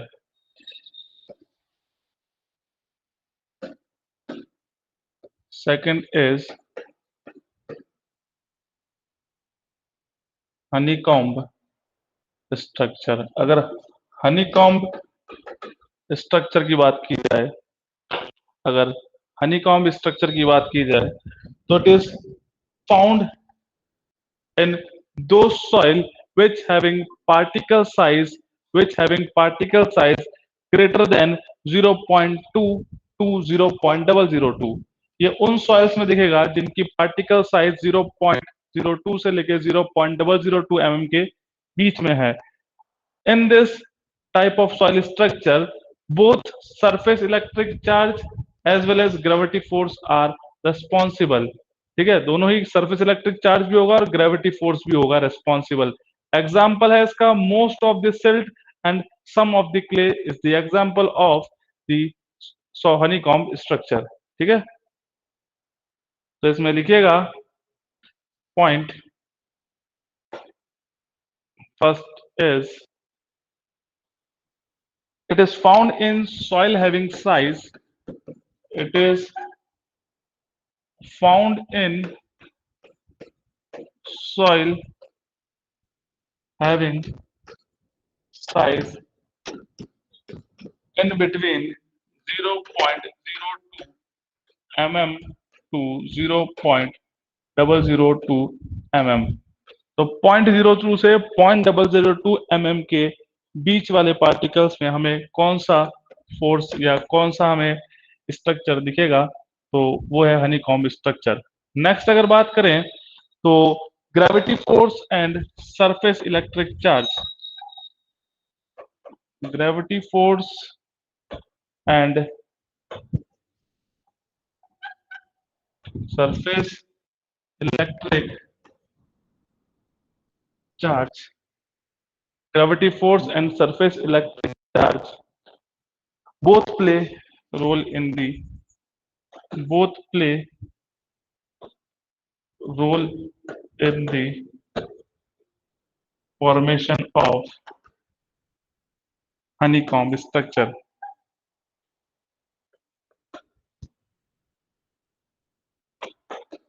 Done हुआ। नेक्स्ट लिखिएगा most of the silt, example most of the silt and some of the clay, some of the clay, most of the silt and some of the clay में हमें ये देखने को मिलेगा। Clear है? तो देखिए it is found in soil having size 0.2 से लेके 0.002 mm तक का। Gravity force and surface electric charge both play in the role, और दिस इज द एग्जाम्पल। ये हो गया। क्लियर हुआ? इसको नोट करिए।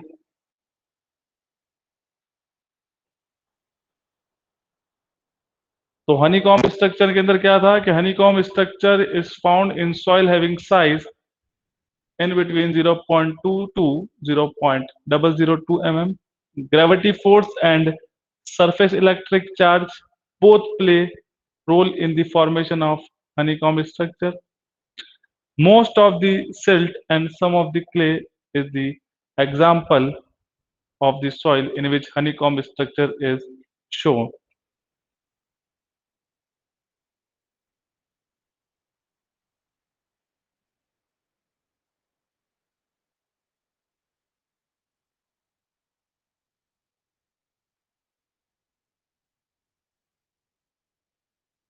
हो गया।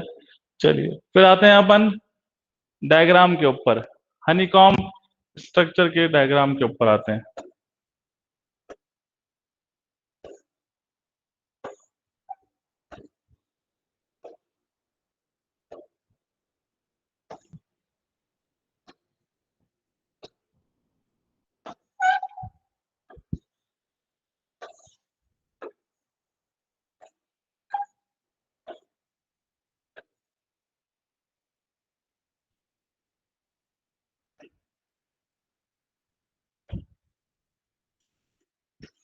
ये हनीकॉम्ब स्ट्रक्चर है, बीच में ये वॉइड्स होते हैं, बीच में क्या होते हैं, ये वॉइड्स होते हैं। इसका डायग्राम है,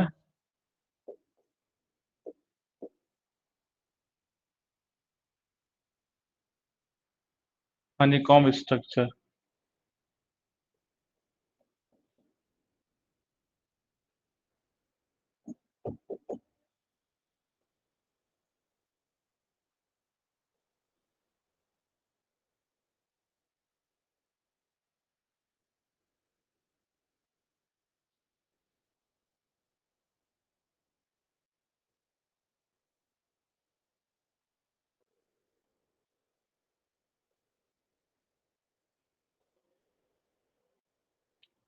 नोट करिएगा, ये डायग्राम है आपका हनीकॉम्ब स्ट्रक्चर का।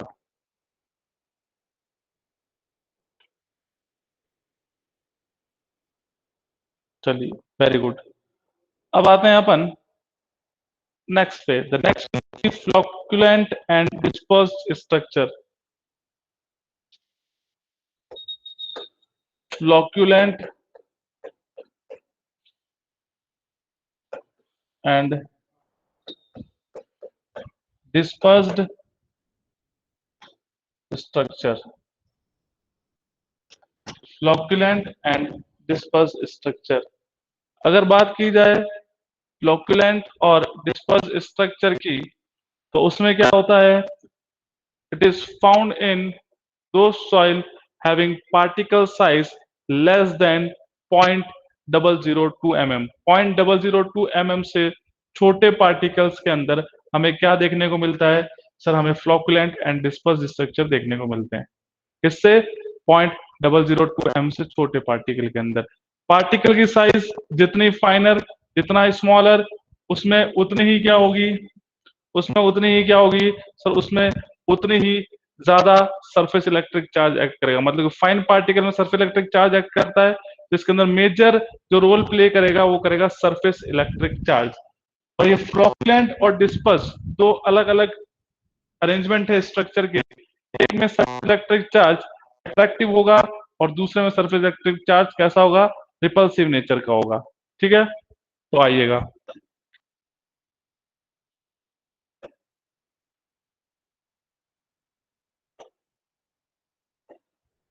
फ्लोकुलेंट और डिस्पर्स में लिखिएगा, these are found in soil,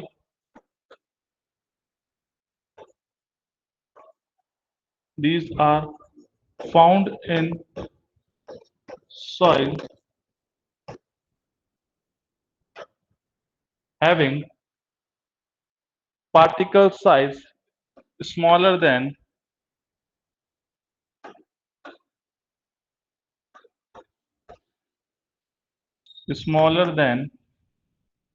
0.002 mm। 0.002 mm से स्मॉलर पार्टिकल में हमें क्या देखने को मिलेगा, हमें फ्लोकुलेंट या डिस्पर्स देंगे। सेकेंड पॉइंट इसमें लिखेगा, forces for the formation is responsible for the formation is surface electric charge।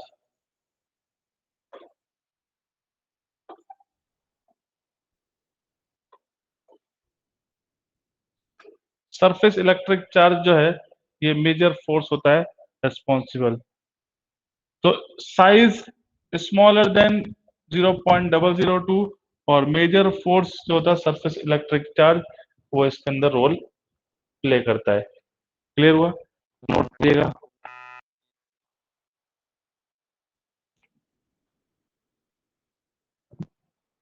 फिर हम देखते हैं फ्लोकुलेंट स्ट्रक्चर को।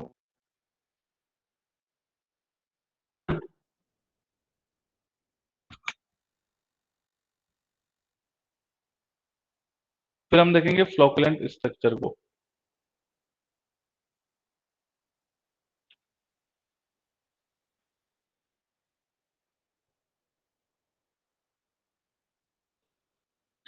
हुआ नोट?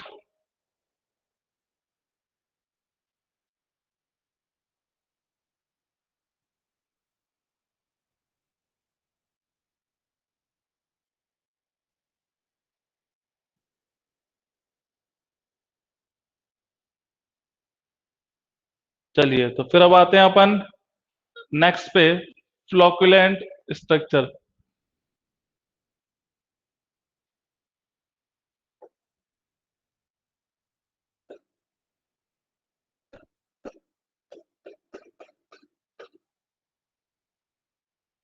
या फ्लोकुलेटेड स्ट्रक्चर भी कहते हैं।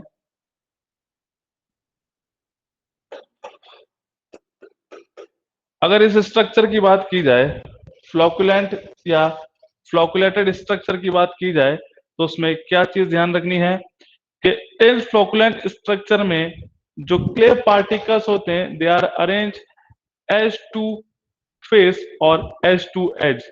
कि अरेंजमेंट कैसा होता है, ये वर्ड बड़ा इंपॉर्टेंट है, edge to face and edge to edge, edge to edge and edge to face. तो लिखिएगा, फ्लोकुलेंट स्ट्रक्चर के अंदर clay particles are joined together. Clay particles are joined together by edge to edge and edge to face। किस तरह से जुड़े होते हैं? एज टू एज, या फिर वो कनेक्टेड होंगे एज टू फेस। किसमें? फ्लोकुलेंट स्ट्रक्चर, स्ट्रक्चर के अंदर।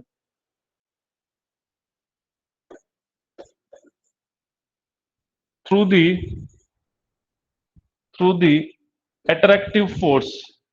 Attractive force, surface electric charge तो है होगा ही, क्योंकि फ्लोकुलेंट और डिस्पर्स स्ट्रक्चर दोनों के अंदर मेजर जो फोर्स रेस्पॉन्सिबल है वो सरफेस इलेक्ट्रिक चार्ज है। और सरफेस इलेक्ट्रिक चार्ज में भी कौन सा? अट्रैक्टिव फोर्स जो है वो रेस्पॉन्सिबल होता है for the formation of flocculent structure. फिर देखिएगा नेक्स्ट, इसके अंदर हाई वॉल्यूम ऑफ वॉइड्स होते हैं। High volume of voids and also having high strength, also having high strength. इसकी स्ट्रेंथ भी कैसी होती है? हाई स्ट्रेंथ होती है। नोट करिएगा और नोट करके डन करिएगा। तो इसके अंदर हम क्या कर सकते हैं? Underline edge to edge and edge to face किस तरह से अरेंज होते हैं, और फोर्सेस कौन से होते हैं? अट्रैक्टिव फोर्स रिस्पॉन्सिबल होता है, हाई वॉल्यूम ऑफ वॉइड्स होते हैं एंड हैविंग हाई स्ट्रेंथ होती है। किसकी? फ्लोकुलेंट या फ्लोकुलेटेड स्ट्रक्चर।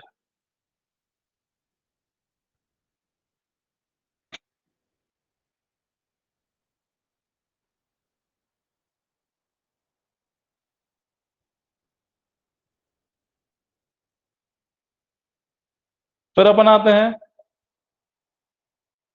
नेक्स्ट पे। नेक्स्ट क्या आएंगे? इसके डायग्राम पे आएंगे, किस तरह से अरेंजमेंट होता है देखिएगा।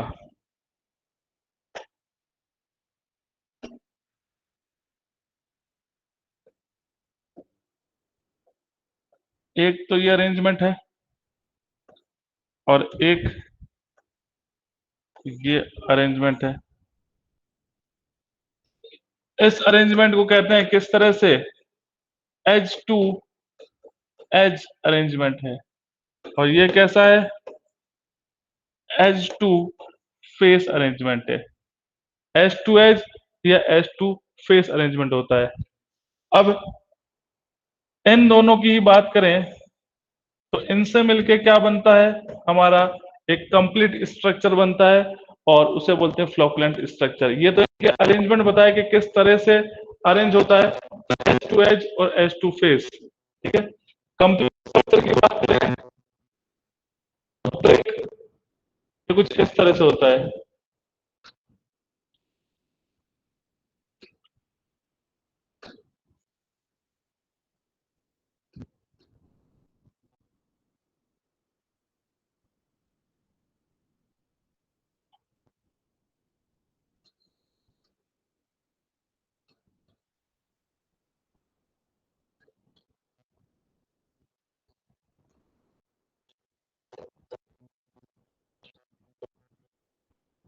ये इस तरह से, फिर ये सो ऑन बढ़ता चला जाएगा। ठीक है, यहाँ पे देखिएगा क्या चीज लिखी थी, surface electric charge attractive force, उसमें भी कौन सा अट्रैक्टिव, तो opposite charge will attract each other,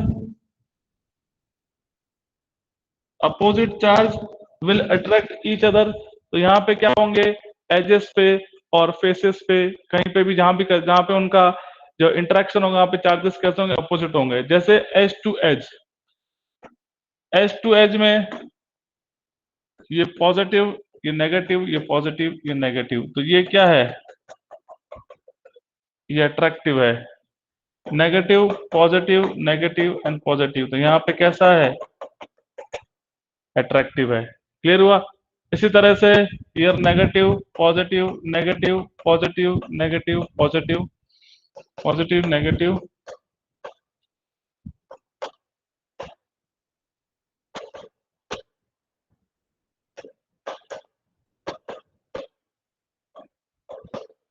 तो हर एंड पे देखो चार्ज कैसा दिख रहा है आपको, हर एंड पे देखिएगा चार्ज कैसा दिख रहा है आपको, अट्रैक्टिव। जहां जहां भी ये कनेक्ट हो रखे हैं वहां पे चार्ज कैसा शो कर रहा है, अट्रैक्टिव। इधर यहाँ देखिए, चाहे यहाँ देखिए, यहाँ देखिए, चाहे यहाँ देखिए, तो हर जगह कैसा चार्ज है सर, ये अट्रैक्टिव चार्ज है। कैसा है, अट्रैक्टिव है। अपोजिट चार्जेस हैं तो ये क्या कर रहा है, एक दूसरे को अट्रैक्ट कर रहा है। सरफेस इलेक्ट्रिक चार्ज कितने से का है, अट्रैक्टिव नेचर का है। तो नोट करेगा, ये तो एज टू एज हुआ और ये एज टू फेस हुआ। तो अरेंजमेंट कैसा होता है, आइदर एज टू एज और edge to face.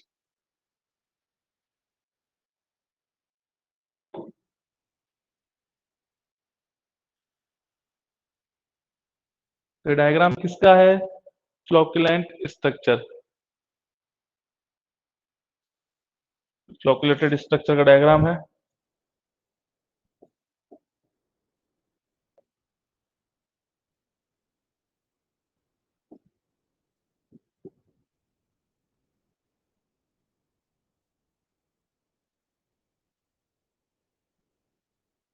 Flocculated structure का।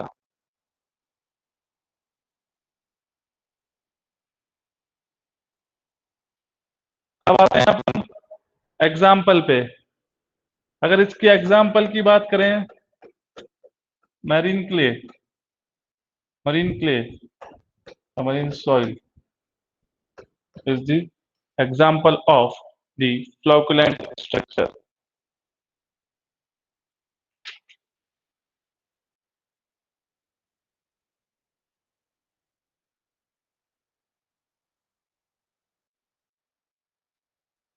फिर अपन आएंगे डिस्पर्स्ड स्ट्रक्चर पे। The next structure is dispersed structure.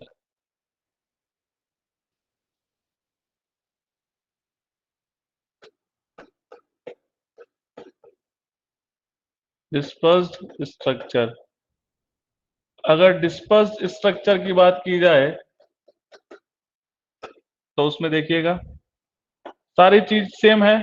Disperse structure में भी साइज भी सेम है, मतलब 0.002 m से स्मॉलर पार्टिकल के लिए। सेकेंड थिंग इज दैट कि उसके अंदर सरफेस इलेक्ट्रिक चार्ज रिस्पॉन्सिबल है। बस वो सरफेस इलेक्ट्रिक चार्ज कैसा होगा, तो वो surface electric charge repulsive nature का होगा, मतलब सेंस चार्जेस जो होते हैं वो रिपेल करते हैं, रिपल्सिव नेचर का होगा। सेकंड थिंग, उसमें अरेंजमेंट कैसा था, एज टू एज या एज टू फेस, यहाँ पे होगा face to face arrangement. Arrangement कैसा होगा, फेस टू फेस अरेंजमेंट होगा, इस बात का ध्यान रखना है। लिखिएगा, clay particles are joint together by, clay particles are joined together by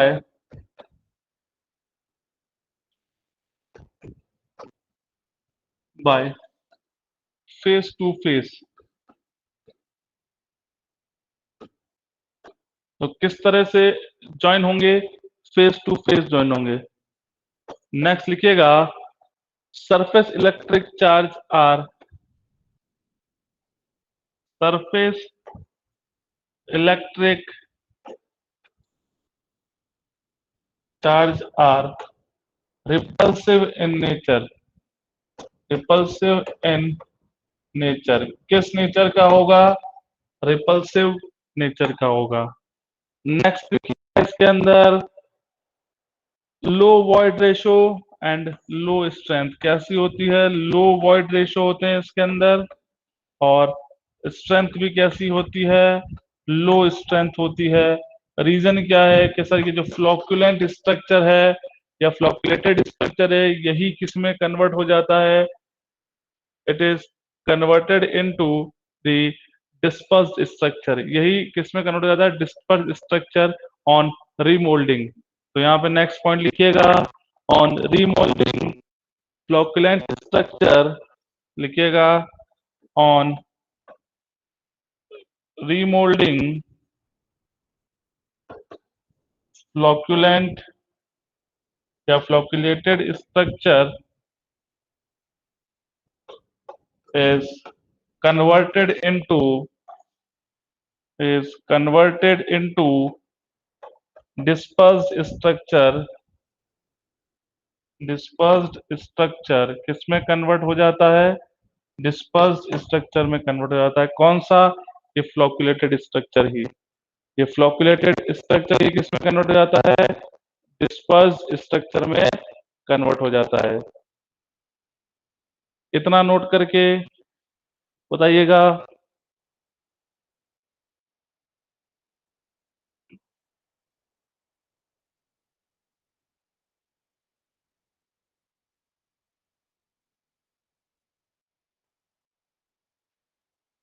क्या होगा, underline the clay particle are joint together by face to face. Surface electric charge कौन सा होगा, रिपल्सिव इन नेचर, रिपल्सिव मतलब same charges are repel each other.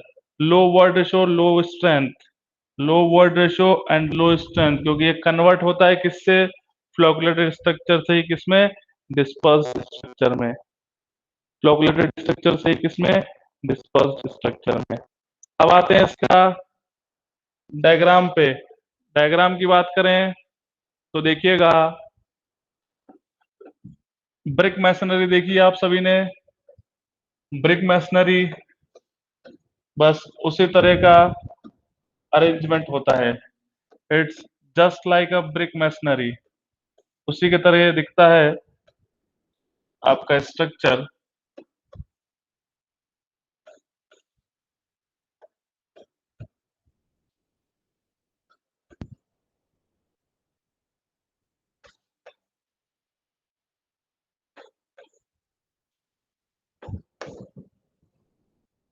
ठीक है, तो किस तरह का स्ट्रक्चर दिख रहा है आपको, it's just like a brick masonry की तरह का स्ट्रक्चर हमें शो होता है।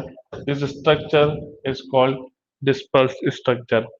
ठीक है, अब इसके अंदर क्या है कि सरफेस इलेक्ट्रिक चार्ज है सर बिल्कुल, पर वो नेचर कैसा है, वो नेचर सर उसका रिपल्सिव है। रिपल्सिव मतलब same charges are repel each other and opposite charges are attract each other. तो रिपल्सिव है, तो देखिएगा यहाँ पे positive negative, negative positive, positive negative, negative positive, same same sign दिख रहे हैं। तो बस तो क्या होगा, रिपेल कर जाएगा सर, ये रिपेल कर जाएगा। और अगर अपोजिट चार्ज होता है तो अट्रैक्ट कर जाता है। तो यहाँ पे क्या है सर, सेम चार्ज साइन है, same sign are repel each other. तो देखो यहाँ पे रिपेल होगा, ये देखो सेम सेम साइन दिख रहे हैं आपको, ये रिपेल हो रहा है, ये रिपेल हो रहा है यहाँ पे, सेम साइन हर जगह पे जहाँ पे भी अरेंजमेंट है वो क्या हो रहा है सर, ये रिपेल हो रहा है। तो अट्रैक्ट हो रहा था क्योंकि अपोजिट थे, यहाँ पे सेम है मतलब रिपेल हो रहा है। क्लियर हुआ? तो स्ट्रक्चर है, तो ये स्ट्रक्चर के नीचे लिख दीजिएगा, it's a structure, dispersed structure, dispersed structure का डायग्राम है। अगर इस डिस्पर्स स्ट्रक्चर के बात करें एग्जाम्पल की, कि इस तरह का डिस्पर्स स्ट्रक्चर कहाँ देखने को मिलता है, तो you can write lacustrine clay, first chapter में पढ़ाया था। Lacustrine clay is found in the bottom of the lakes, lakes में जो पाई जाती है उस टाइप ऑफ क्ले को we are saying that lacustrine clay. तो डिस्पर्स्ड स्ट्रक्चर।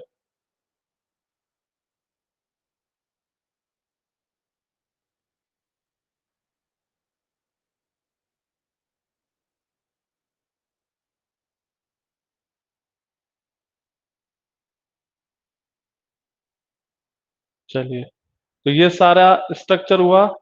अब आते हैं कंपोजिट सॉइल के स्ट्रक्चर पे।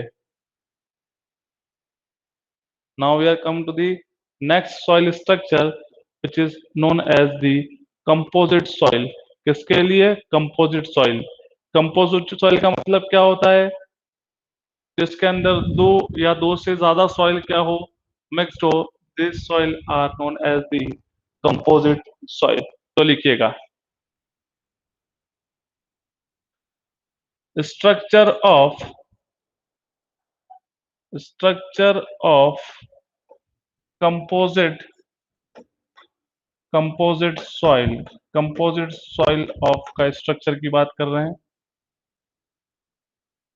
अगर कंपोजिट सॉइल की स्ट्रक्चर की बात करें तो टू टाइप्स का स्ट्रक्चर होता है। The first one is the coarse grain skeleton and the another is the cohesive matrix. तो लिखिएगा, coarse grain skeleton and cohesive matrix. Coarse grain skeleton and cohesive matrix. Coarse grain skeleton and cohesive matrix के अंदर difference क्या है, कि coarse grain structure में coarse particles are joint together, है ना, और कनेक्टेड और joint together, and in between the voids of coarse grain soil fine grain soils are present. तो ये कोर्स पार्टिकल एक दूसरे से कांटेक्ट में होते हैं और इनके वॉइड्स के अंदर कौन प्रेजेंट होगा, फाइन ग्रेन सॉइल प्रेजेंट होती है। इसी तरह से कोहेसिव मैट्रिक्स की बात करेंगे तो fine particles are contact with each other और कुछ कुछ डिस्टेंस पे आपके कोर्स पार्टिकल फाउंड होंगे। तो ये होती है आपकी कोहेसिव मैट्रिक्स। तो इसको नोट करिएगा, दो टाइप होते हैं आपके कंपोजिट सॉइल के, तो वो कौन से हैं, coarse grain and another one is the cohesive matrix.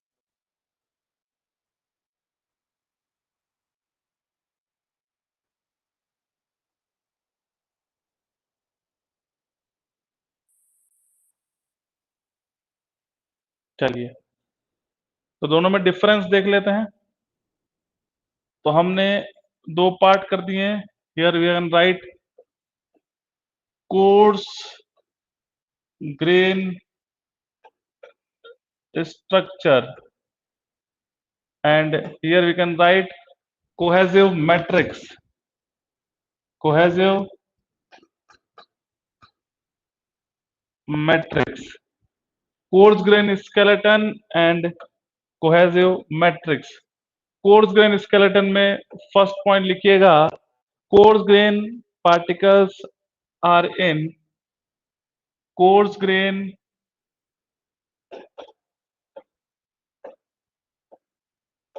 particles are in contact with each other। इसमें क्या होगा, कोर्स ग्रेन पार्टिकल एक दूसरे के क्या होंगे, कांटेक्ट में होंगे। किसमें, कोर्स ग्रेन स्केलेटन में। फिर अगर बात करें, fine particles are present in between the voids of coarse particle. Fine particle कहाँ होंगे, इन कोर्स पार्टिकल के जो वॉइड्स है उसके अंदर फिलर के रूप में क्या होंगे, फाइन पार्टिकल्स होंगे। तो fine particles present in the voids, fine particles are present in the voids।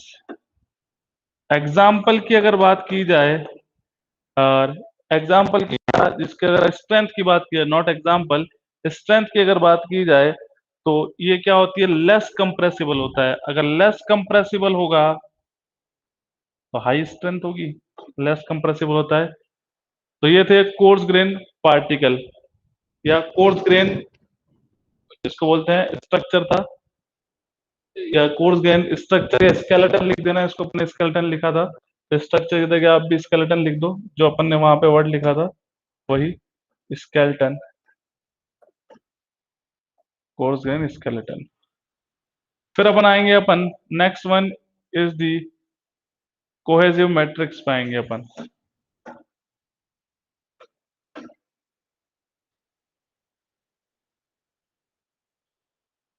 Next बात करें कोहेसिव मैट्रिक्स की, तो majority of particle is fine grain. इसमें क्या होंगे, मेजॉरिटी ऑफ पार्टिकल कैसे होंगे, majority of particles are of fine grain. Majority of the particle fine grain होंगे। तो फाइन ग्रेन पार्टिकल्स क्या होंगे, एक दूसरे के कांटेक्ट में होंगे। मेजॉरिटी किसकी है सर, कोहेसिव मैट्रिक्स के अंदर फाइन ग्रेन पार्टिकल की है। नेक्स्ट पॉइंट क्या लिखेंगे इसके अंदर, coarse particle present in between the fine particles. तो कोर्स पार्टिकल कहीं कहीं प्रेजेंट होंगे। तो कोर्स पार्टिकल डायग्राम बनाऊंगा मैं, coarse particle are present in between the fine particles.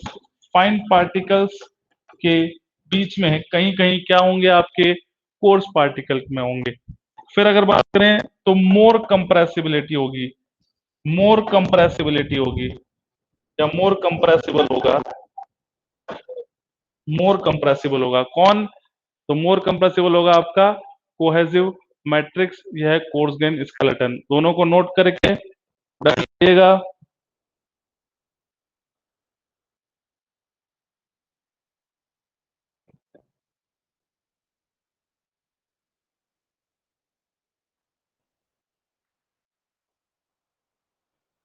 फिर अपन आएंगे इनके डायग्राम के ऊपर। तो नेक्स्ट जो है वो है डायग्राम।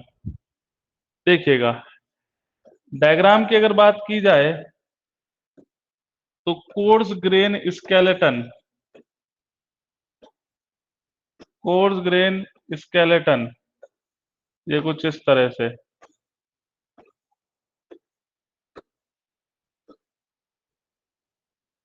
ये आपके कोर्स पार्टिकल, और इन कोर्स पार्टिकल के बीच में क्या होंगी, फाइन पार्टिकल प्रेजेंट होंगे। किसकी बात हो रही है ये,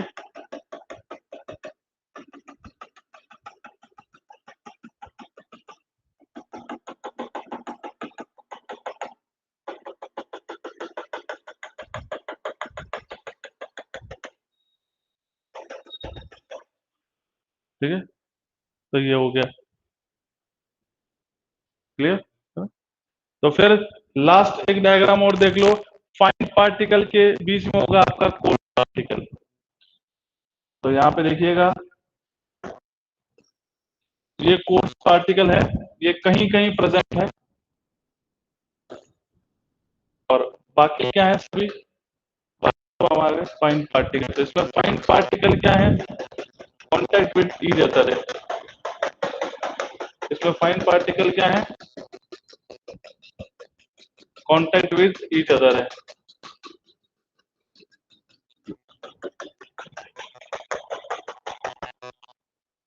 ठीक है, इसमें क्या है, fine particle contact with each other है, उसमें क्या थे, coarse particle contact with each other.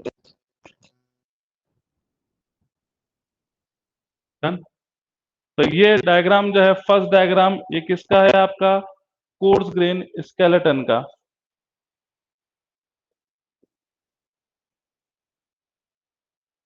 Course grain skeleton और ये कोहेसिव मैट्रिक्स, कोहेसिव